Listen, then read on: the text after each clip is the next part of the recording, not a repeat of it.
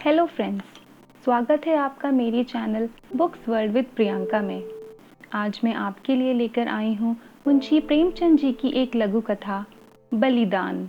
मनुष्य की आर्थिक अवस्था का सबसे ज़्यादा असर उसके नाम पर पड़ता है। मौजे बेला के मंगरू ठाकुर जब से कांस्टेबल हो गए हैं, इनका नाम मंगल सिंह हो गया है। अब उन्हें कोई मंगरू कहने का साहस नहीं कर सकता। कल्लू अहीर ने जब से हल्के के थानेदार साहब से मित्रता कर ली है और गांव का मुखिया हो गया है, उसका नाम कालिका दीन हो गया है। अब उसे कल्लू कहें तो आंखें लाल पीली करता है। इसी प्रकार हरकचंद्र कुर्मी अब हरकू हो गया है। आज से 20 साल पहले उसके यहाँ शक्कर बनती थी। कई हल्की खेती होती थी और कारोबार खूब फैला हुआ था। लेकिन विदेशी शक्कर की आमदनी ने उसे मटियामेट कर दिया। धीरे धीरे कारखाना टूट गया, जमीन टूट गई, गाहक टूट गए और वह भी टूट गया। 70 वर्ष का बूढ़ा जो तकिएदार माचे पर बैठा हुआ नारियल पिया करता, अब सिर पर टोकरी लिए खाद फेंकने जाता है।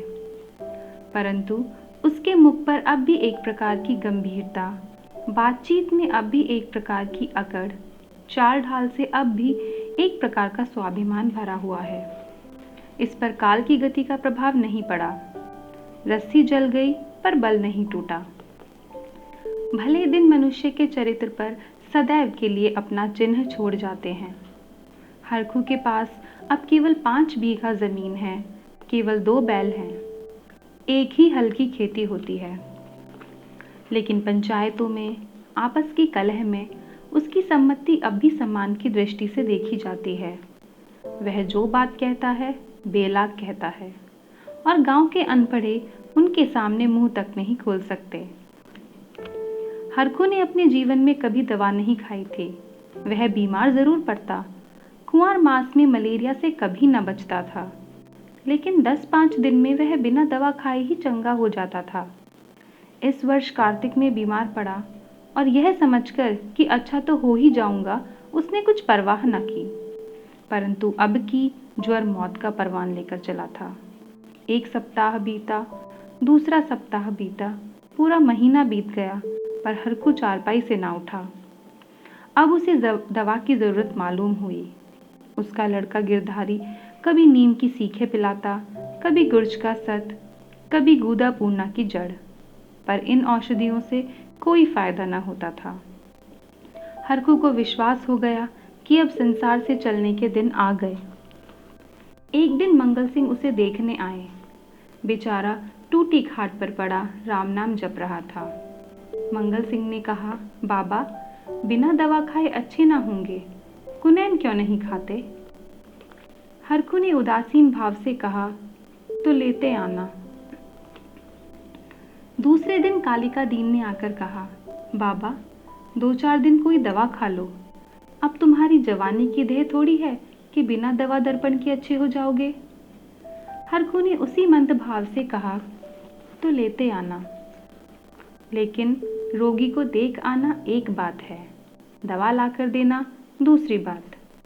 पहली बात शिष्टाचार से होती है, दूसरी सच्ची संवेदना से। न मंगल सिंह ने खबर ली, न कालिका दीन ने, न किसी तीसरे ने। हरखू दालान में खाट पर पड़ा रहता। मंगल सिंह कभी नजर आ जाते तो कहता, भैया, वह दवा नहीं लाए। मंगल सिंह कतराकर निकल जाते। कालिका दीन दिखाई देते तो उनसे भी यही प्रश्न करता, लेकिन वह भी नजर बचा जाते। या तो उसे सोचता ही नहीं था कि दवा पैसों के बिना नहीं आती, या वह पैसों को जान से भी प्रिय समझता था, अथवा जीवन से निराश हो गया था। उसने कभी दवा के दाम की बात ही नहीं की। दवा न आई। उसकी दशा दिनों दिन बिगड़ती गई, यहाँ तक कि 5 महीने कष्ट भोगने के बाद उसने ठीक होली के दिन शरीर त्याग दिया। गिरधारी ने उसका शव बड़ी धूमधाम के साथ निकाला। क्रियाकर्म बड़े हौसले से किया। कई गांव के ब्राह्मणों को निमंत्रित किया। बेला में होली न मनाई गई, न अबीर न गुलाल उड़ी, न डफली बजी, न भंग की नालियां बही। कुछ लोग मन में हरखू को कोसते जरूर थे कि इस बुढ़े को आज ही मरना था, 2-4 दिन बाद मरता। लेकिन इतना निर्लज कोई न था कि शोक में आनंद मनाता। वह शरीर नहीं था जहां कोई किसी के काम में शरीक नहीं होता, जहां पड़ोसी के रोने पीटने की आवाज हमारे कानों तक नहीं पहुंचती। हरखू के खेत गांव वालों की नजर पर चढ़े हुए थे। 5 बीघा जमीन कुएं के निकट, खाद पात से लदी हुई मेड़ बांध से ठीक थी। उनमें 3-3 फसलें पैदा होती थी। हरखू के मरते ही उन पर चारों ओर से धावे होने लगे। गिरधारी तो क्रियाक्रम में फंसा हुआ था। उधर गांव के मंचले किसान लाला ओमकार नाथ को चैन न लेने देते। नजराने की बड़ी बड़ी रकमें पेश हो रही थी। कोई साल भर का लगान देने पर तैयार था, कोई नजराने की दूनी रकम का दस्तावेज लिखने पर। लेकिन ओमकार नाथ सबको टालते रहे। उनका विचार था कि गिरधारी के बाप ने खेतों को 20 वर्ष तक जोता है, इसलिए गिरधारी का हक सबसे ज्यादा है। वह अगर दूसरों से कम भी नजराना दे तो खेत उसी को देने चाहिए। अस्तु, जब गिरधारी क्रियाक्रम से निवृत्त हो गया और उससे पूछा, खेती के बारे में क्या कहते हो?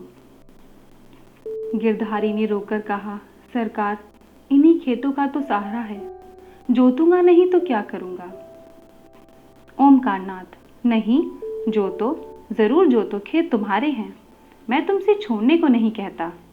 हरखू ने उन्हें 20 साल तक जोता, उन पर तुम्हारा हक है। लेकिन तुम देखते हो अब जमीन की दर कितनी बढ़ गई है।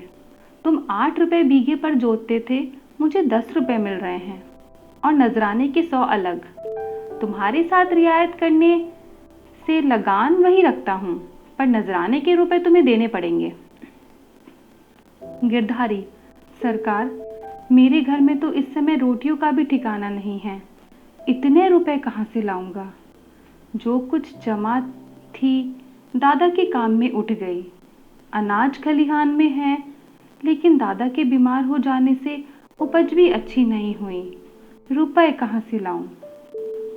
ओमकार नाथ, यह सच है, लेकिन मैं इससे ज्यादा रियायत नहीं कर सकता।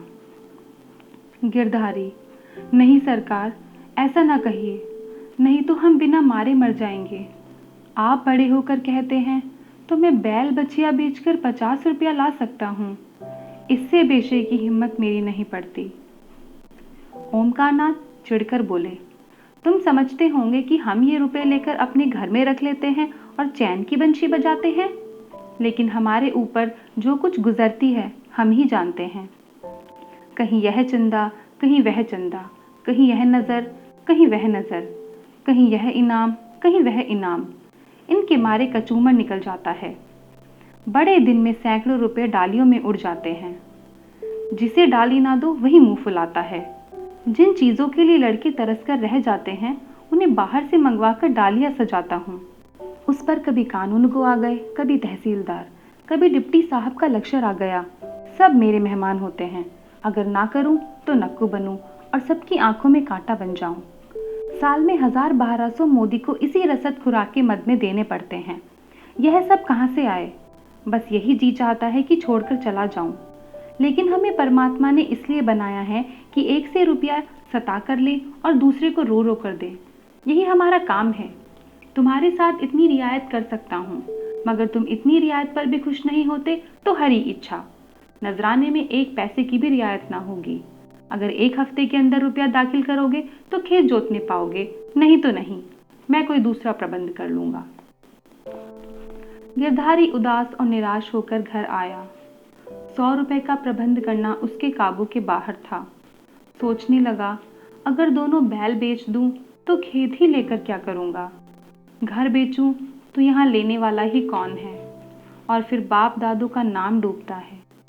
4-5 पेड़ हैं, लेकिन उन्हें बेचकर 25 रुपए या 30 रुपए से अधिक न मिलेंगे। उधार लूं तो देता कौन है? अभी बनिए के 50 रुपए सिर पर चढ़े हैं, वह 1 पैसा भी न देगा।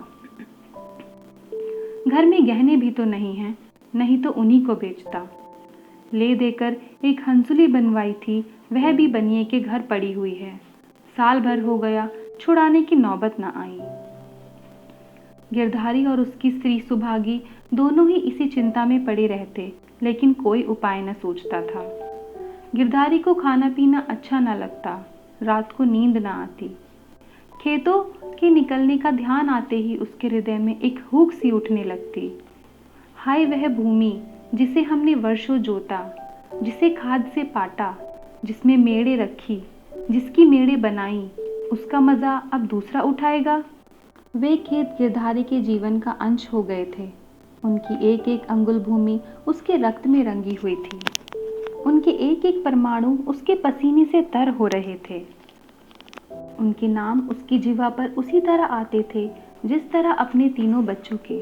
कोई 2400 था, कोई 2200 था, कोई नाल बेला, कोई तलैया वाला। इन नामों के स्मरण होते ही खेतों का चित्र उसकी आंखों के सामने खिंच जाता था। वह इन खेतों की चर्चा इस तरह करता मानो वे सजीव हैं, मानो उसके भले बुरे के साथी हैं। उसके जीवन की सारी आशाएं, सारी इच्छाएं, सारे मंसूबे, सारी मिठाइयाँ, सारे हवाई किले इन्हीं खेतों पर अवलंबित थे। इनके बाद वह जीवन की कल्पना ही ना कर सकता था, और वे ही सब हाथ से निकल जाते हैं। वह घबराकर घर से निकल जाता और घंटों खेतों की मेड़ों पर बैठा हुआ रोता, मानो उनसे विदा हो रहा है। इस तरह एक सप्ताह बीत गया और गिरधारी रुपए का कोई बंदोबस्त न कर सका। 8वें दिन उसे मालूम हुआ कि कालिका दीन ने 100 रुपये नजराना देकर 10 रुपये बीघा पर खेत ले लिए। गिरधारी ने एक ठंडी सांस ली। एक क्षण के बाद वह अपने दादा का नाम लेकर बिलक बिलक कर रोने लगा। उस दिन घर में चूल्हा नहीं जला। ऐसा मालूम होता था मानो हरखू आज ही मरा है। सो फ्रेंड्स, इस कहानी का पार्ट 1 हम यहीं ख़त्म कर देते हैं। कहानी में आगे क्या हुआ ये जानने के लिए इसका पार्ट 2 ज़रूर सुनें।